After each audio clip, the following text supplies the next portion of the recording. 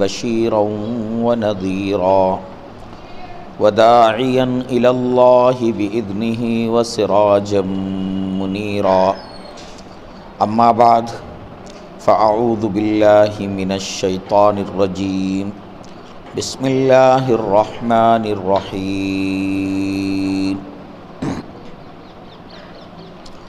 من عمل صالحا من ذكر أو أنثى وهو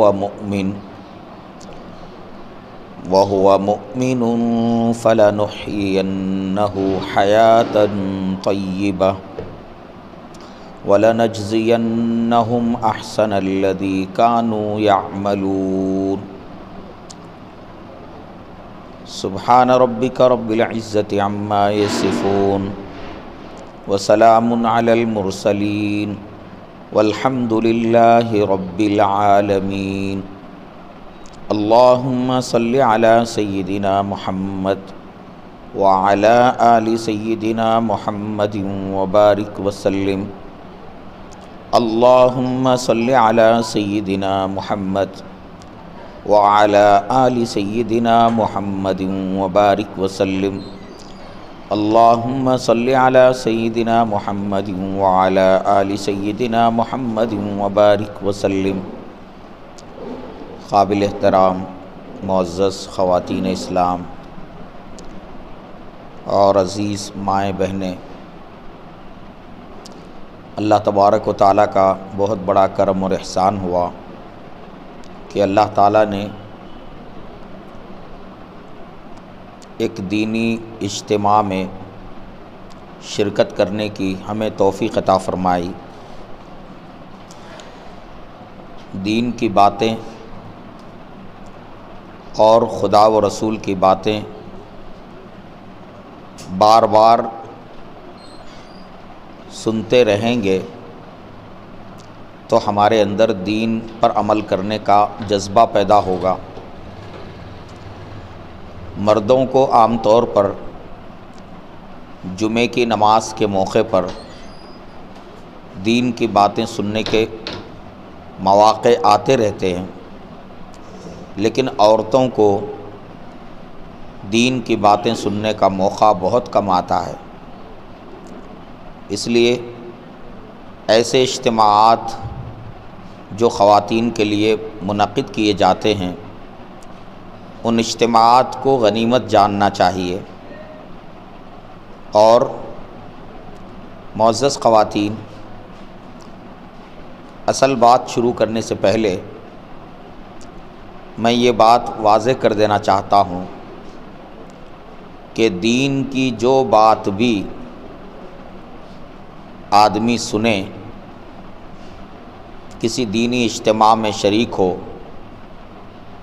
اور کسی دینی پروگرام میں جائے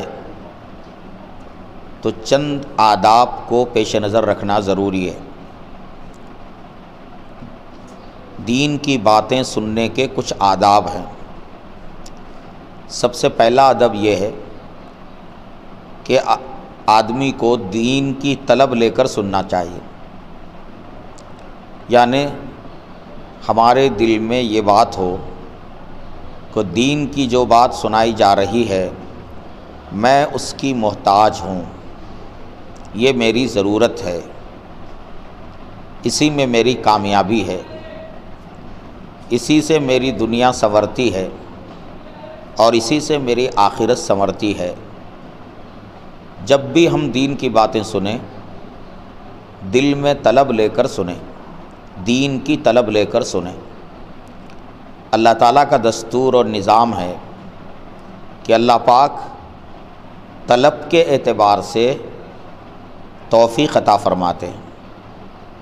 جس بندے میں جتنی طلب زیادہ ہوتی ہے اسے اللہ تعالیٰ اتنی توفیق عطا فرماتے ہیں۔ تو ایک تو دین کی باتیں سننے کے لیے آدمی کے اندر طلب کا ہونا ضروری ہے۔ نمبر 2، خدا و رسول کی عظمت کو دل میں لے کر سننا چاہیے۔ جب بھی آپ دینی مجلسوں میں، دینی اجتماعات میں جائیں اور جب بھی آپ کو دین کی بات سننے کا موقع ملے تو دل میں اللہ اور اس کے رسول کی عظمت کو لے کر سنیں۔ اس لیے کہ دینی پروگراموں میں، دینی اجتماعات میں یا تو اللہ کی بات سنائی جاتی ہے یا پھر رسول اللہ صلی اللہ علیہ وآلہ وسلم کی بات سنائی جاتی ہے۔ اللہ کی ذات بھی عظمتوں والی ہے اور اللہ کے نبی صلی اللہ علیہ وسلم کی ذات مبارک بھی عظمتوں والی ہے۔ دل میں ہمارے خدا و رسول کی عظمت جتنی ہوگی اتنا دین کی بات ہم پر اثر کرے گی۔ تو ایک تو دل میں طلب لے کر سننا ہے، دین کی طلب لے کر سننا ہے۔ نمبر دو، خدا و رسول کی عظمت کو دل میں رکھ کر سننا ہے۔ نمبر تین، جب بھی ہم دین کی بات سنیں اپنی نیت کو ٹٹولیں اور اپنی نیت کا جائزہ لیں۔ دین کی باتیں سننے کے لیے جب کوئی مرد یا عورت کسی دینی اجتماع میں شریک ہو تو شریک ہونے سے پہلے اسے اپنی نیت کو صحیح کر لینا چاہیے۔ اللہ تبارک و تعالیٰ کے پاس سارا معاملہ نیت کے اوپر ہوتا ہے۔ نیت اچھی ہوگی تو نتیجہ اچھا نکلے گا، اور نیت اچھی نہیں ہوگی تو پھر اس کا نتیجہ بھی اچھا نہیں ہوتا۔ آپ کو اچھی طرح معلوم ہے کہ اعمال کا دار و مدار نیتوں پر ہے۔ امام بخاری رحمۃ اللہ علیہ نے اپنی کتاب بخاری شریف میں سب سے پہلے جو حدیث لائی ہے وہ انما الاعمال بالنیات، اعمال کا دار و مدار نیتوں پر ہے۔ تو امام بخاری گویا بخاری شروع کرتے وقت ہی بخاری کے پڑھنے والوں کو، پڑھانے والوں کو آگاہ کر رہے ہیں کہ دیکھو تم بخاری پڑھ رہے ہو، پڑھا رہے ہو، لیکن تمہاری نیت کیا ہونی چاہیے، تم اپنی نیت کو درست کر لو۔ تو ہم بھی دین کی باتیں سننے کے لیے یہاں آئی ہیں، تو ہماری نیت کیا ہونی چاہیے؟ ہماری نیت یہ ہونی چاہیے کہ میں دین کی بات اس لیے سن رہی ہوں تاکہ میں اس پر عمل کروں، اور عمل کر کے اپنے مولا کو میں راضی کروں۔ دین کی بات میں اس لیے سن رہی ہوں تاکہ میرا مولا راضی ہو جائے، اللہ کی رضا اور خوشنودی مجھے حاصل ہو جائے۔ اس لیے کہ اللہ تبارک و تعالیٰ اس بندے سے یا اس بندی سے خوش ہوتے ہیں جو بندی دین کی باتیں سنتی ہے اور سن کر اس پر عمل کرتی ہے۔ تو ہماری نیت یہ ہونی چاہیے کہ جو بات دین کی ہمیں سنائی جا رہی ہے میں اس پر عمل کروں گی، اور میں وہ بات دوسری خواتین کو بھی بتاؤں گی تاکہ وہ اس پر عمل کرے۔ یہ تیسری بات ہے۔ اور چوتھی اور آخری بات یہ ہے کہ دین کی بات توجہ کے ساتھ سننا چاہیے اور پورے اہتمام کے ساتھ سننا چاہیے۔ کوئی بات اگر ہم توجہ سے نہیں سنیں گے تو ہمیں سمجھ میں نہیں آئے گا کہ کیا بات ہے۔ کبھی کبھی سننے میں غلطی ہو جاتی ہے اور آدمی کچھ کا کچھ سمجھ بیٹھتا ہے، تو بات غور سے سننا چاہیے۔ غور سے بات سنیں گے تو بات سمجھ میں آئے گی، بات سمجھ میں آئے گی تو پھر اس پر عمل ہوگا، عمل ہوگا تو پھر اللہ تعالیٰ کی طرف سے اس کا بدلہ بھی دیا جائے گا۔ میری مائیں بہنیں، اس وقت آپ سب ماؤں بہنوں کی خدمت میں چند باتیں عرض کرنے کی ہیں۔ میری مائیں بہنیں، اللہ تبارک و تعالیٰ نے مجھے اور آپ کو اور پورے انسانوں کو بہت ساری نعمتیں اللہ نے عطا فرمائیں۔ مال اللہ نے دیا، اولاد اللہ نے دیا، حلال روزی اللہ نے دی، رہنے کے لیے گھر اللہ نے دیا۔ یہ سب اللہ کی نعمتیں ہیں۔ لیکن میری مائیں بہنیں، ایک بات آپ اچھی طرح ذہن میں محفوظ کر لیں کہ یہ ان ساری نعمتوں کے مقابلے میں اللہ نے ہم سب کو جو سب سے بڑی نعمت دی ہے وہ نعمت ہے ایمان کی نعمت۔ ایمان سے بڑھ کر کوئی نعمت نہیں ہے، ایمان سے بڑھ کر کوئی نعمت نہیں ہے۔ جس کو ایمان ملا ہے وہ کامیاب ہے، اور جس کو ایمان نہیں ملا ہے وہ ناکام ہے۔ اللہ تعالیٰ نے مجھے اور آپ کو ایمان والے گھرانوں میں پیدا کیا۔ اللہ چاہتے تو کسی غیر مسلم گھرانے میں ہمیں پیدا کرتے، لیکن اللہ نے کرم کیا ہم پر اور ہم کو ایک ایمان والے گھرانے میں پیدا کیا، اور ہمیں اللہ نے ایمان سے نوازا۔ میری مائیں بہنیں، ہم سب کو چاہے مرد ہوں یا عورتیں ہوں، اللہ نے یہ نعمت جو ہم کو دی ہے، ایمان کی نعمت، اس نعمت کی ہمیں قدردانی کرنے کی ضرورت ہے۔ صحابہ کرام کو ایمان کی نعمت بڑی قربانیوں کے بعد ملی، بڑے مجاہدوں کے بعد ملی۔ جو کوئی صحابی ایمان میں داخل ہوتا تھا تو اس پر جو ہے ظلم ڈھایا جاتا تھا، اور ظلم کی چکی میں اسے پیسا جاتا تھا، طرح طرح سے مظالم کیے جاتے تھے، اور زندگی اس کے لیے عرصہ حیات تنگ کر دیا جاتا تھا، مگر صحابہ ساری تکلیفیں برداشت کرتے، مگر ایمان کو جانے نہیں دیتے۔ جان چلی جائے کوئی پریشانی کی بات نہیں، لیکن ایمان کو انہوں نے جانے نہیں دیا۔ اولاد یتیم ہو جائے کوئی پریشانی کی بات نہیں، مگر ایمان کو ہاتھ سے جانے نہیں دیا۔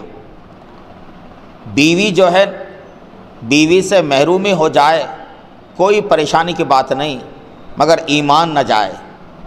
میری مائیں بہنیں، یہ ایمان کی قدر و قیمت ہے۔ یہ ہم کو بغیر محنت کے یہ ایمان ملا ہے، بغیر کوشش کے یہ ایمان ملا ہے۔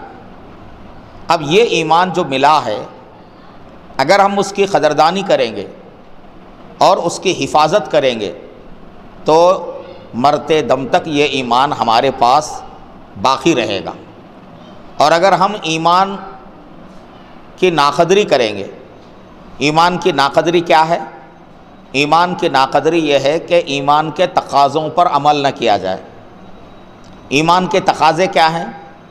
ایمان کے تقاضے یہ ہیں کہ ایمان لانے کے بعد ایک بندہ ایمان مل جانے کے بعد اسے من چاہی زندگی چھوڑ کر رب چاہی زندگی اسے گزارنا ہے۔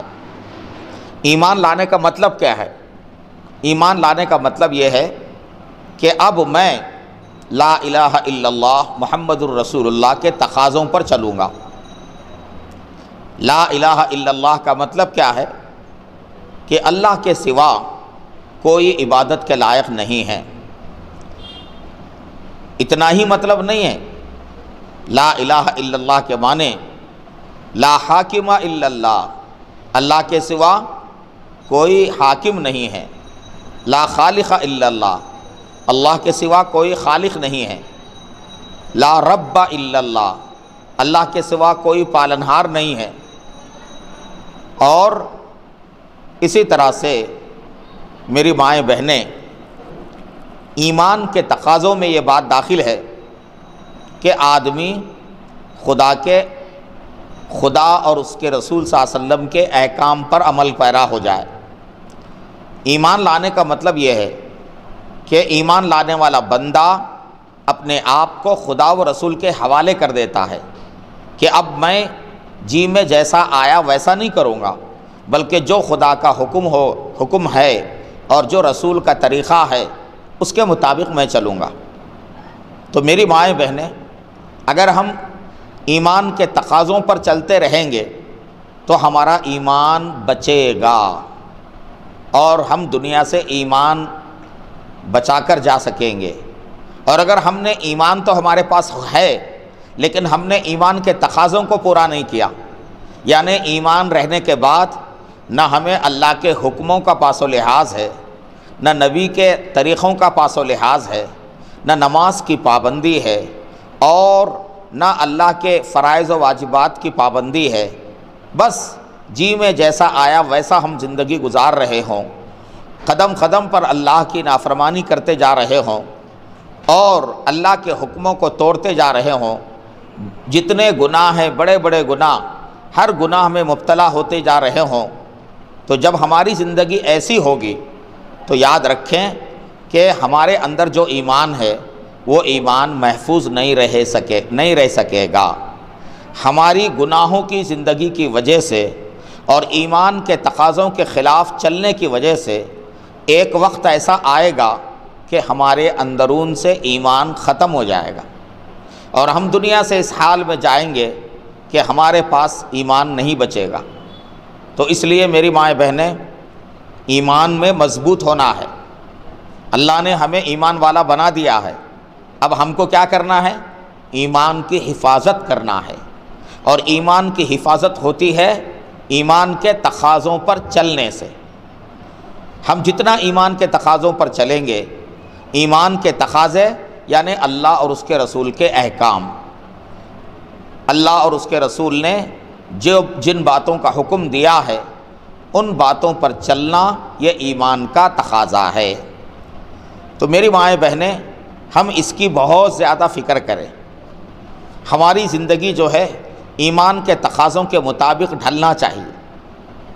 ایک مسلمان خاتون وہ کبھی خدا و رسول کی نافرمانی نہیں کرتی، اور ایک مسلمان خاتون کبھی فرض نماز نہیں چھوڑ سکتی، اور ایک مسلمان خاتون کبھی جو ہے وہ اپنے گھر سے بے پردہ نہیں نکل سکتی، اور ایک مسلمان خاتون کبھی اپنے شوہر کی نافرمانی نہیں کر سکتی۔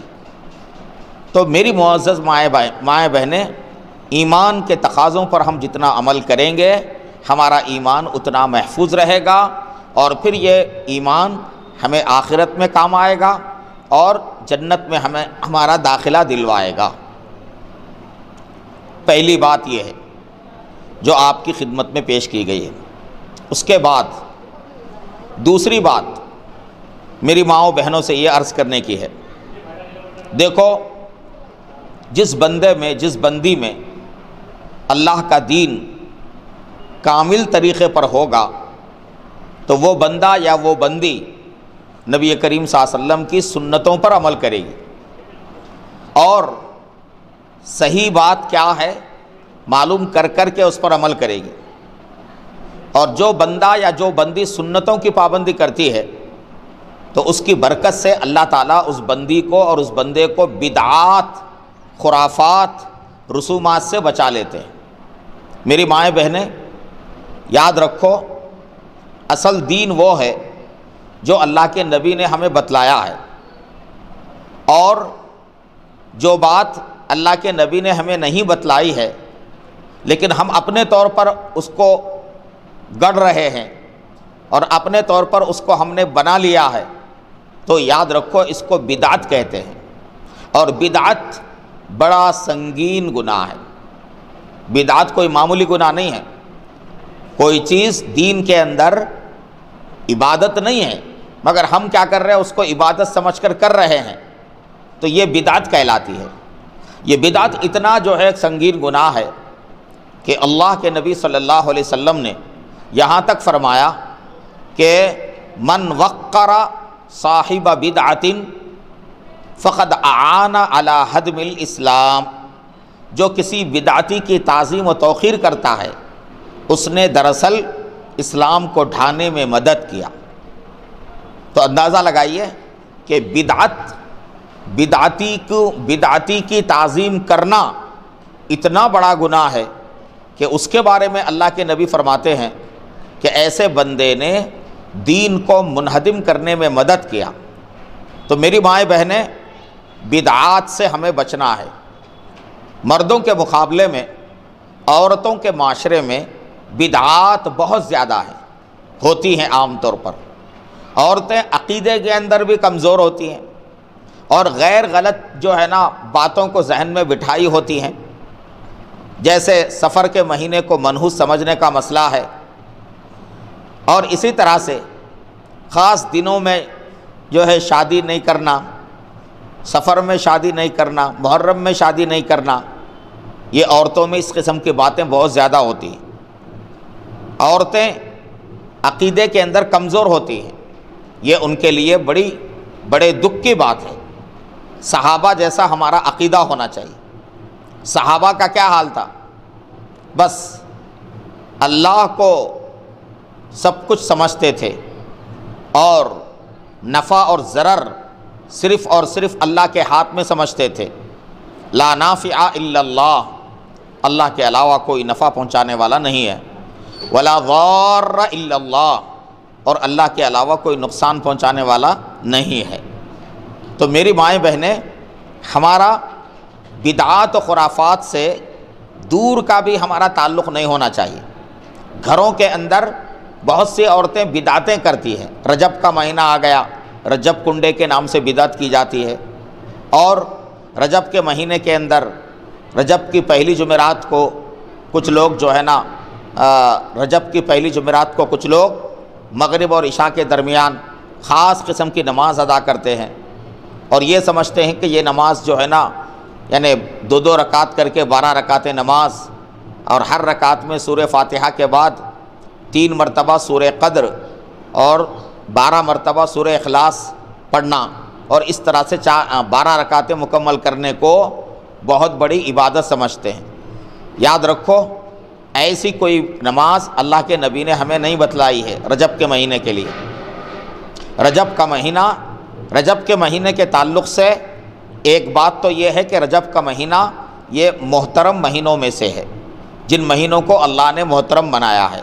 محترم مہینوں میں گناہ کرنے کا وبال بہت زیادہ ہوتا ہے۔ اور دوسری بات رجب کے بارے میں یہ ہے کہ رجب کا چاند جب آپ صلی اللہ علیہ وسلم دیکھتے تھے تو دعا کرتے تھے کہ اللہم بارک لنا فی رجب و شعبان وبلغنا رمضان، اے اللہ رجب اور شعبان میں ہمیں برکت عطا فرما اور رمضان تک ہمیں پہنچا دیجئے۔ بس یہ 2 کام رجب سے متعلق ہیں۔ رجب میں کوئی خاص روزہ نہیں ہے، اور اسی طرح سے رجب میں کوئی خاص نماز نہیں ہے، اور رجب میں اللہ تعالیٰ نے اپنے نبی کو اللہ نے کیا کیا؟ رجب کے مہینے میں آسمانوں پر بلایا، اور وہ آسمانوں پر بلائے جانے کو معراج کہتے ہیں۔ یہ معراج نبی کریم صلی اللہ علیہ وسلم کا معجزہ ہے، مگر آپ نے جس رات کو معراج ہوئی، آپ نے مسلمانوں سے یہ نہیں کہا کہ جس رات پر مجھے معراج ہوئی تم لوگ اس رات کو عبادت کرو، دعائیں کرو، رات بھر جاگو۔ ایسی کوئی بات اللہ تعالیٰ نے اللہ کے نبی نے مسلمانوں کو نہیں فرمایا۔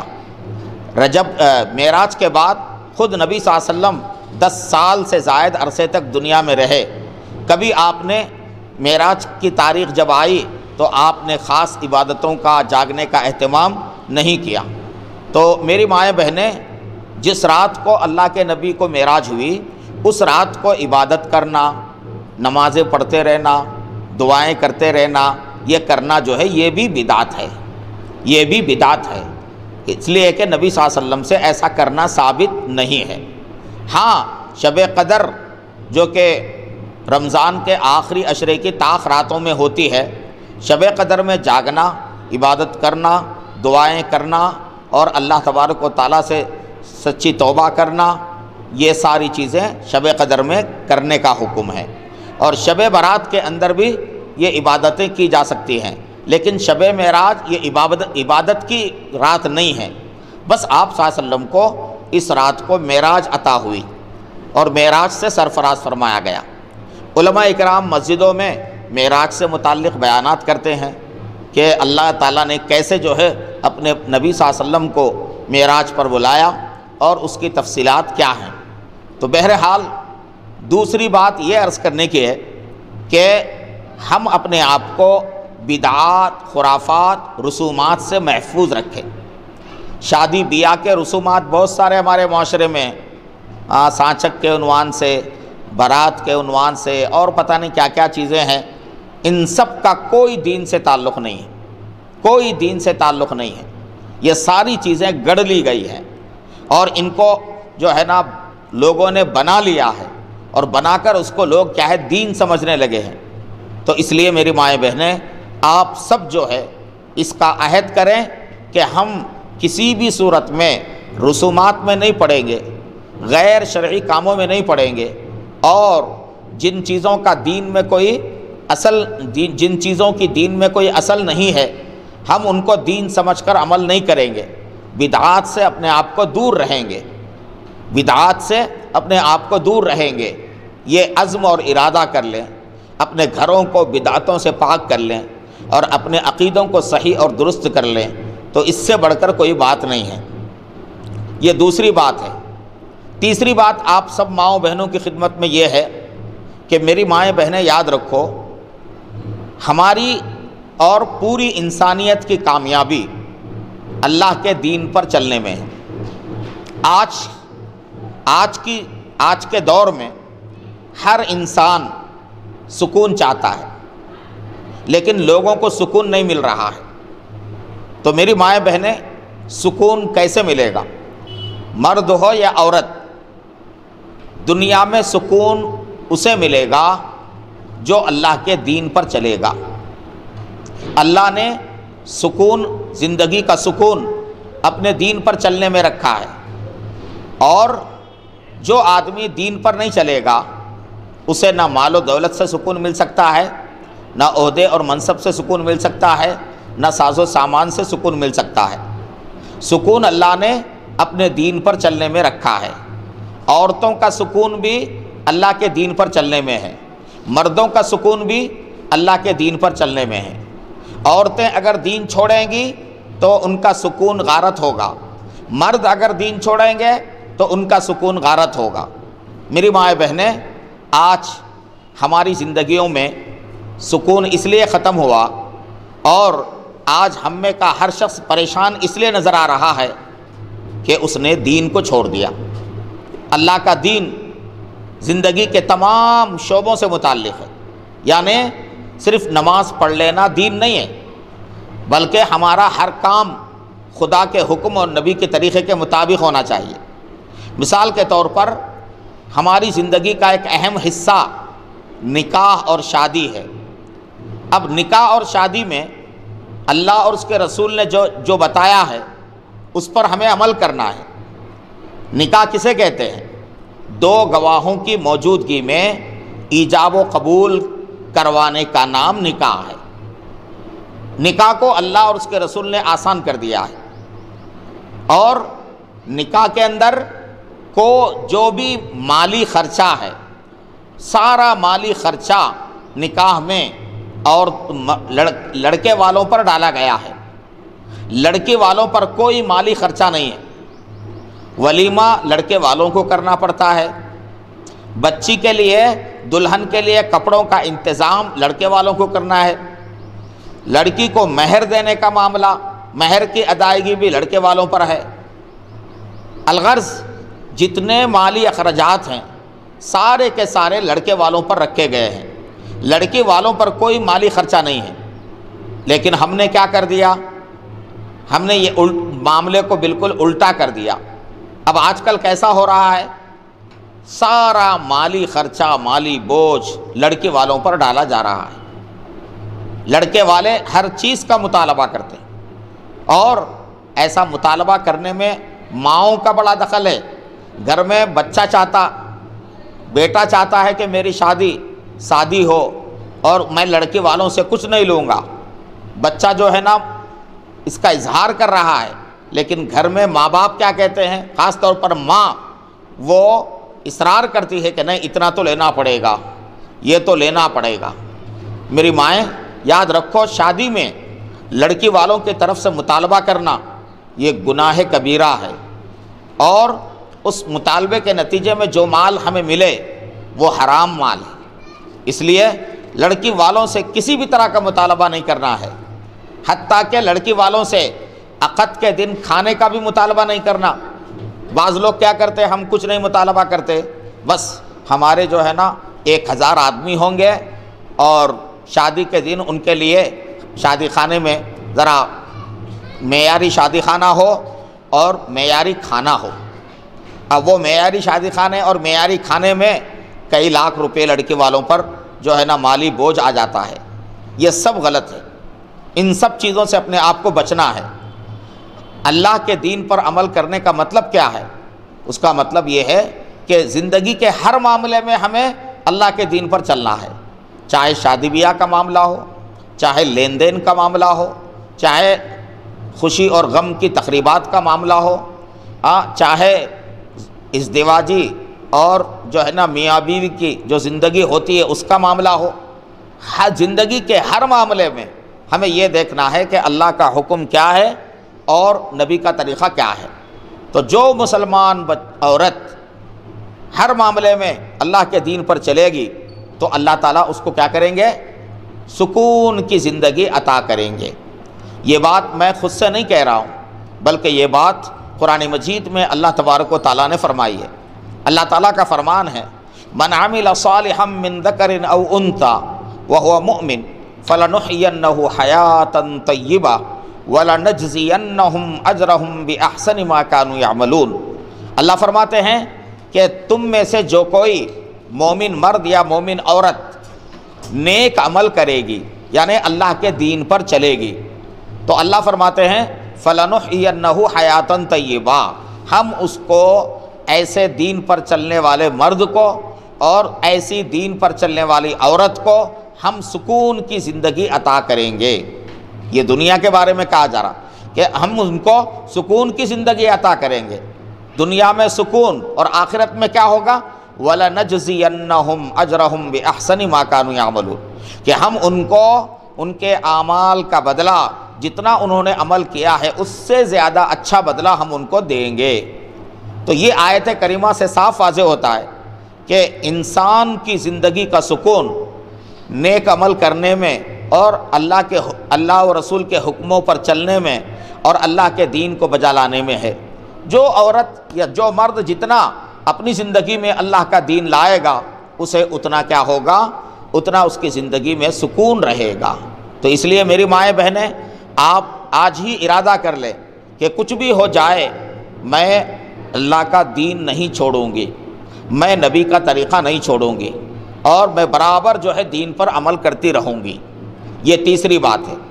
چوتھی بات، میری مائیں بہنیں، اگر آپ کو دین پر عمل کرنا ہے، اور ظاہر ہے کہ کرنا ضروری ہے جیسے کہ ابھی بتایا گیا، تو دین پر عمل کرنے کے لیے میری مائیں بہنیں یاد رکھو، دین پر عمل کرنے کے لیے دین کا بقدر ضرورت علم حاصل کرنا بھی ضروری ہے۔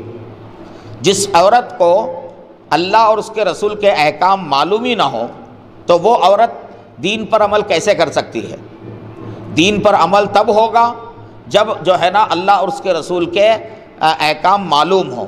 تو ہر عورت کو نماز کے فرائض، نماز کے واجبات، نماز کی سنتیں، پھر ہر فرض کے اندر جو سنتیں ہیں وہ، ہر واجب کے اندر جو سنتیں ہیں وہ، اور اسی طرح سے پاکی ناپاکی کے مسائل، اور اسی طرح سے قرآن پاک کی صحیح تجوید کے ساتھ تلاوت، اور میاں بیوی کے حقوق کا علم، یہ موٹی موٹی باتوں کا علم ہر عورت کو ہونا چاہیے۔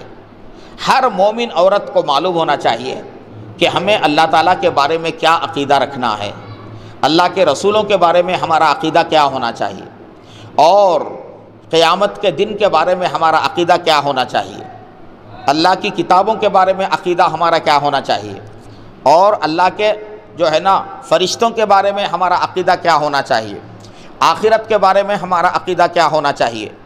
یہ ضروری علم ہر عورت کو حاصل کرنا ضروری ہے۔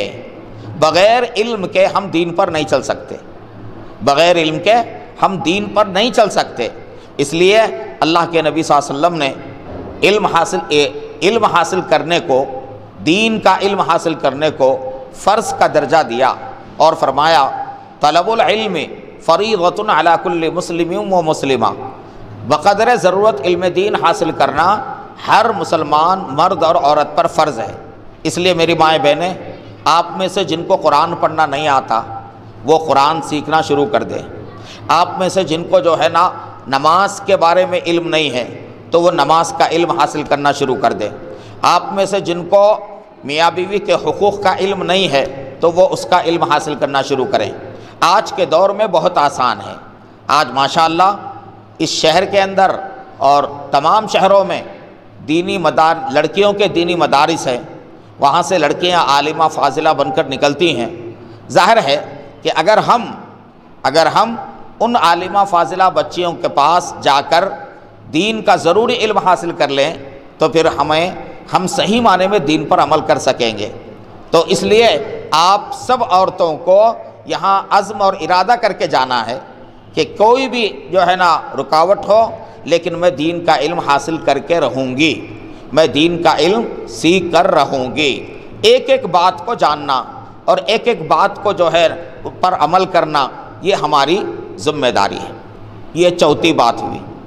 پانچویں بات ماؤں بہنوں کی خدمت میں، پانچویں بات یہ عرض کرنے کی ہے کہ میری مائیں بہنیں، اللہ تعالیٰ نے آپ کو مسلمان خاتون بنایا اور پھر اللہ نے آپ کو ماں کا درجہ عطا فرمایا۔ یہ بہت بڑے درجے کی بات ہے۔ آپ کو معلوم ہے کہ ماں کا مقام کیا ہے۔ ماں کے قدموں کے نیچے جنت ہے، ماں کے قدموں کے نیچے جنت ہے۔ اتنا بڑا مقام اللہ نے آپ کو دیا ہے، لیکن آپ کو یہ بھی معلوم ہونا چاہیے کہ ماں ہونے کی حیثیت سے آپ پر کیا کیا ذمہ داریاں ہیں۔ ماں ہونے کی حیثیت سے آپ پر اولاد کی تربیت کی بہت بڑی ذمہ داری ہے۔ آپ کو اللہ نے اولاد دی ہے، یہ اولاد اللہ کی امانت ہے، اور اس امانت کے بارے میں کل قیامت کے دن اللہ تعالیٰ آپ سے پوچھیں گے کہ میں نے تمہیں اولاد دی تھی، تم نے اولاد کو کتنا دیندار بنایا۔ اللہ تعالیٰ کی طرف سے مواخذہ ہوگا، پکڑ ہوگی۔ تو اس کے لیے میری مائیں بہنیں، ہم اپنی اولاد کی تربیت کی ہمیں فکر کرنا ہے۔ ماں کا گود بچے کا پہلا جو ہے نا مدرسہ ہے۔ جو ماں نیک ہوتی ہے تو وہ اپنے بچوں کی تربیت بھی صحیح طریقے پر کر سکتی ہے، لیکن ماں خود اگر بے دین ہو، خدا و رسول سے کوئی واسطہ نہ رکھتی ہو، اور اللہ اور اس کے رسول کا خوف اس کے دل میں نہ ہو، تو ایسی ماں اپنے بچوں کی صحیح تربیت نہیں کر سکتی۔ بچوں کی صحیح تربیت کرنے کے لیے پہلے خود ماں کا دیندار ہونا ضروری ہے۔ اس لیے میری مائیں بہنیں، اگر ہمارے اندر بے دینی ہے تو کم سے کم ہم اتنا خیال کریں کہ اپنی اولاد کی خاطر اپنی بے دینی کو ختم کریں، خود دیندار بنیں اور اپنی اولاد کو دیندار بنانے اور ان کو دین سکھانے کی محنت کریں۔ اولاد کی تربیت آپ پر بہت بڑی ذمہ داری ہے، کل قیامت کے دن اللہ پوچھیں گے۔ تو اس لیے اولاد کی تربیت میں ذرہ برابر کوتاہی نہیں کرنا چاہیے۔ آج کے نوجوان جو بے راہ روی میں مبتلا ہو رہے ہیں، آج کے نوجوان جو جرائم میں مبتلا ہو رہے ہیں اور بے دینی میں مبتلا ہو رہے ہیں اور بڑے بڑے گناہ کرتے جا رہے ہیں، اس کی وجہ کیا ہے؟ اس کی وجہ یہ ہے کہ جب یہ نوجوان چھوٹے تھے تو ان کی ماں نے ان کو تربیت نہیں دی، اور ماں نے گھر کے اندر دینی ماحول کو نہیں بنایا۔ تو اس کا نتیجہ کیا ہوا؟ جب یہ جوان ہو گئے اسی ماحول میں، تو اب ان کے اندر دین دل میں اترنا مشکل ہو گیا اور وہ بے دینی کی زندگی گزارنے لگے۔ اس لیے میری مائیں بہنیں، اگر ہم یہ چاہتے ہیں کہ ہماری آنے والی نسل دیندار بنے اور خدا و رسول سے ڈرنے والی نسل ہو، تو ہمیں کیا کرنا پڑے گا؟ سب سے پہلے ماؤں کو اپنی اولاد کی تربیت کی فکر کرنی پڑے گی۔ آپ کو پتہ ہے حضرت خواجہ معین الدین چشتی اجمیری کتنے بڑے اللہ کے ولی تھے۔ ان کو سلطان الہند کہا جاتا ہے، اور اللہ نے بڑا اونچا مقام ان کو عطا فرمایا۔ ان کے بارے میں آتا ہے کہ ایک مرتبہ وہ کسی سفر سے واپس ہوئے، جب گھر میں آئے تو بہت حشاش بشاش اور خوش نظر آ رہے تھے۔ ماں نے پوچھا کہ بیٹا تو آج بہت خوش نظر آ رہا ہے، کیا بات ہے؟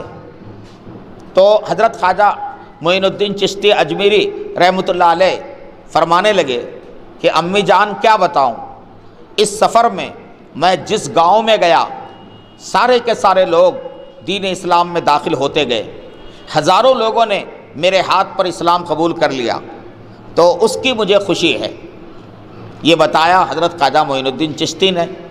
تو جواب میں ان کی والدہ نے کہا کہ بیٹا اس میں تیرا کیا کمال ہے، میرا کمال ہے۔ جب ماں نے یہ بات کہی کہ اس میں تیرا کیا کمال ہے، میرا کمال ہے، تو حضرت خواجہ معین الدین چشتی اجمیری رحمۃ اللہ علیہ کو ماں کی یہ بات سمجھ میں نہیں آئی۔ ماں نے پوچھا کہ امی جان آپ، خواجہ صاحب نے پوچھا کہ امی جان آپ کی یہ بات مجھے سمجھ میں نہیں آئی، سفر میں نے کیا، محنت میں نے کیا، مجاہدہ میں نے کیا، کوشش میں نے کیا، اور آپ فرما رہے ہیں کہ اس میں تیرا کیا کمال ہے، میرا کمال ہے، آپ کی یہ بات مجھے سمجھ نہیں آئی۔ تو ان کی والدہ کہنے لگی کہ بیٹا جب تو پیدا ہوا تھا اور تجھے میں دودھ پلاتی تھی تو اس شان کے ساتھ دودھ پلاتی تھی کہ میری زبان پر قرآن مجید کی تلاوت اور نبی کریم صلی اللہ علیہ وسلم کی پر درود میری زبان پر جاری رہتا تھا۔ جب جب ایک ایک قطرہ جو دودھ کا تیرے منہ میں جاتا تھا اس کے ساتھ ساتھ اللہ کی محبت بھی تیرے اندر جاتی تھی، تو میرے دودھ کے ایک ایک قطرے کے ساتھ تیرے سینے میں، تیرے دل میں اللہ کی محبت جاگی، اور میری تربیت کا نتیجہ تھا کہ تجھے اللہ نے نیک صالح بنایا، اور اسی کے نتیجے میں اللہ نے تجھ سے اتنا بڑا کام لیا۔ میری مائیں بہنیں سوچو، غور کرو، خواجہ معین الدین چشتی اجمیری رحمۃ اللہ علیہ کی والدہ اگر ویسی تربیت نہ کرتی تو آج ان کا نام اتنا بلند نہ ہوتا، اور ہزاروں غیر مسلم لوگ ان کی وجہ سے اسلام میں داخل نہ ہوتے۔ تو سارا ثواب کس کو ملے گا؟ ان کی والدہ کو ملے گا جنہوں نے ان کی ویسے تربیت کی۔ اس لیے میری مائیں بہنیں، تربیت، اولاد کی تربیت کو جو ہے نا غیر معمولی اہمیت دینے کی ضرورت ہے۔ آپ اس کو معمولی مت سمجھیے، اپنے بچوں پر نگرانی کیجیے، اپنی بچیوں کی نگرانی کیجیے۔ آپ کی وہ بچیاں جو کالج میں، یونیورسٹی میں پڑھ رہی ہیں، وہ بچیاں غیر مسلموں کے حوالے ہو رہی ہیں، غیر مسلم نوجوانوں کے ساتھ فرار ہو رہی ہیں۔ یہ واقعات اس وقت ہندوستان میں کثرت سے پیش آ رہے ہیں، جگہ جگہ یہی سننے میں آتا ہے کہ فلاں مسلمان لڑکی غیر مسلم لڑکے کے ساتھ فرار ہو گئی۔ آپ کو پتہ ہے ایسا کیوں ہو رہا ہے؟ اگر یہ فرار ہونے والی لڑکیوں کو اگر ان کے ماں باپ بچپن میں اللہ اور اس کے رسول کی باتیں بتاتے، ان کے دلوں میں ایمان کی قدر و قیمت ڈالتے کہ ایمان کتنی بڑی چیز ہے، اور خدا و رسول کی پہچان ان کو کراتے، تو یہ بچیاں کبھی کسی غیر مسلم کے حوالے نہ ہوتی اور اپنے ایمان کا سودا نہ کرتی۔ ماں باپ نے بتایا نہیں، ماں باپ نے گھر میں دینی ماحول ان کے لیے فراہم نہیں کیا، بلکہ ان کے ہاتھ میں موبائل تھما دیا اور ان کو جو ہے نا غیر مسلم بچوں کے ساتھ پڑھنے کے لیے کالج میں بھیج دیا۔ اب وہاں کالج میں جو مخلوط ماحول ہے اس سے وہ متاثر ہو گئیں، اور نوبت یہاں تک آئی کہ وہ غیر مسلم لڑکوں کے ساتھ فرار ہو گئی۔ اس لیے یہ پوری ذمہ داری ماں باپ کے اوپر ہے۔ ماں باپ کو اپنی تربیتی ذمہ داری کو سمجھنا ہے، اور تھوڑی بھی اگر ہم کوتاہی کریں گے تو کل قیامت کے دن ہم سے پوچھ ہوگی۔ اللہ تعالیٰ نے قرآن مجید میں ایمان والوں کو مخاطب کر کے فرمایا، یا ایھا الذین آمنوا قوا انفسکم واہلیکم نارا، اے ایمان والو اپنے آپ کو اور اپنے اہل و عیال کو جہنم کی آگ سے بچاؤ، وقودھا الناس والحجارہ، جس کا ایندھن انسان اور پتھر ہوں گے۔ میرے بھائی، میری مائیں بہنیں، اللہ فرماتے ہیں کہ اپنے آپ کو اور اپنے اہل و عیال کو جہنم کی آگ سے بچاؤ، تو خود ہمیں بھی کیا کرنا ہے؟ جہنم کی آگ سے بچنا ہے۔ جہنم کی آگ سے کیسے بچیں گے؟ جہنم کی آگ سے بچیں گے مرتے دم تک دین پر چل کر، اللہ اور اس کے رسول کے احکام کو بجا لا کر، تب ہم جہنم کی آگ سے بچیں گے، ورنہ جہنم کی آگ سے بچنا آسان نہیں ہے۔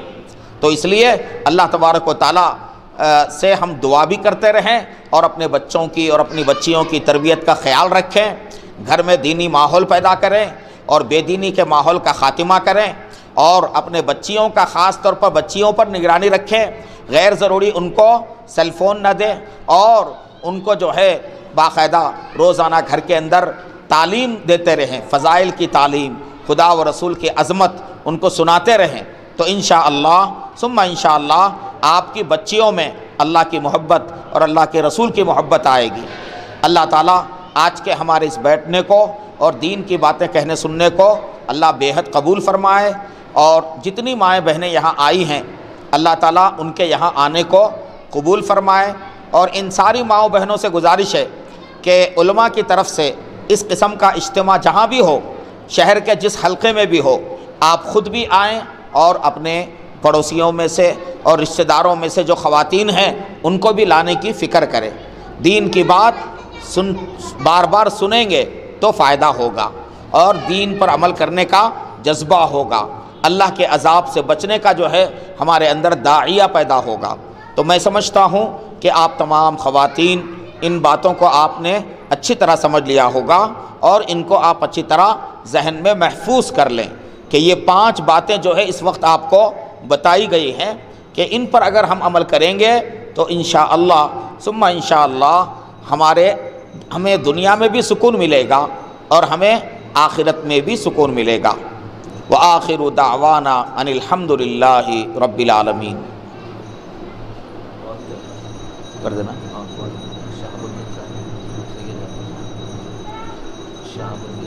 ہاں ہاں ہاں ہاں ٹھیک۔ دعا ہوگی، سب خواتین درود شریف پڑھ لیں اور اللہ کی طرف متوجہ ہوں پورے اہتمام کے ساتھ۔ غفلت کے ساتھ دعا قبول نہیں ہوتی، توجہ کے ساتھ دعا کرنا ہے، عاجزین کے ساری کے ساتھ دعا کرنا ہے، اور آپ سب خواتین کے دل میں جو جائز مرادیں ہیں ان ساری مرادوں کی نیت کر لیں۔ اللہ تعالیٰ اس دعا کو قبول فرمائے۔ اللہم صلی علی سیدنا محمد وعلی آل سیدنا محمد مبارک وسلم۔ ربنا آتنا فی الدنیا حسنہ وفی الآخرۃ حسنۃ وقنا عذاب النار۔ لا الہ الا اللہ الحلیم الکریم، سبحان اللہ رب العرش العظیم، والحمد للہ رب العالمین۔ نسألک موجبات رحمتک وعزائم مغفرتک والغنیمۃ من کل بر والسلامۃ من کل اثم۔ اللہم لا تدع لنا ذنبا الا غفرتہ ولا ہما الا فرجتہ ولا کربا الا کشفتہ ولا مریضا الا شفیتہ ولا دینا الا ادیتہ ولا حاجۃ من حوائج الدنیا والآخرہ الا قضیتہا ویسرتہا یا ارحم الراحمین۔ الہ العالمین، ہم آپ کے گنہگار سیاہ کار قصوروار بندے آپ کے سامنے ہاتھ پھیلا کر مولا ہم آپ سے اپنے گناہوں کا اقرار کرتے ہیں۔ بے شک مولا ہم بڑے گنہگار ہیں، بڑے خطا کار ہیں، بڑے سیاہ کار ہیں، مگر آپ کی رحمت کے طلبگار ہیں۔ الہ العالمین، ہم سب کی دعائیں قبول فرما لیجئے، مولا ہم سب کی مغفرت فرما دیجئے، ہمارے سارے گناہوں کو معاف فرما دیجئے۔ اے اللہ، آپ کی بندیاں اتنی بڑی تعداد میں یہاں جمع ہیں، یہ سب اس لیے آئی ہیں کہ یہاں دعا ہوگی اور وہ دعا آپ قبول فرمائیں گے۔ مولا ہم سب کو مولا ہماری ساری جائز مرادوں کی تکمیل فرما دیجئے، ان آئی ہوئی خواتین کی ساری جائز مرادوں کی تکمیل فرما دیجئے۔ مولا ان آنے والے خواتین کو نیک اور صالح بنا دیجئے، مولا ان میں سے ہر ایک کو اپنی محبت کا چسکا عطا فرما دیجئے۔ اے اللہ، ان ماؤں بہنوں کو مولا نیک صالح خاتون بنا دیجئے۔ الہ العالمین، ہمارے ساری پریشانیوں کو اپنے کرم سے دور فرما دیجئے، مولا صحت و تندرستی ہمیں نصیب فرما دیجئے۔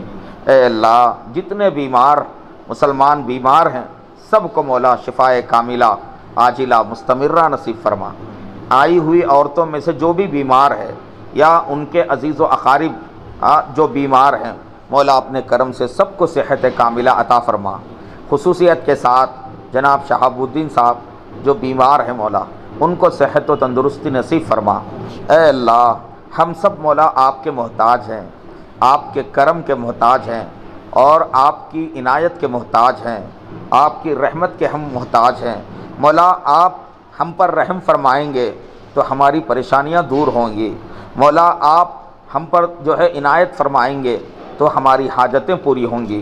الہ العالمین، ہم کو ہمارے دشمنوں کے حوالے نہ کیجیے، مولا ہماری مدد فرمائیے، اس ملک کے اندر اسلام کا بول بالا فرما اور مسلمانوں کی ہر طرح سے حفاظت فرما۔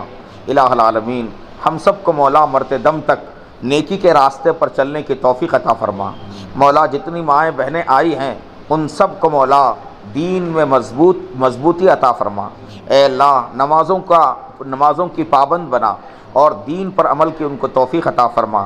الہ العالمین ساری دنیا کے مسلمان پریشان ہیں، اے اللہ ہر جگہ مسلمانوں پر ظلم ہو رہا ہے، اے اللہ یہ سب اس لیے ہو رہا ہے کہ ہم نے آپ کا دامن چھوڑ دیا اور آپ سے ہمارا تعلق کمزور ہو گیا۔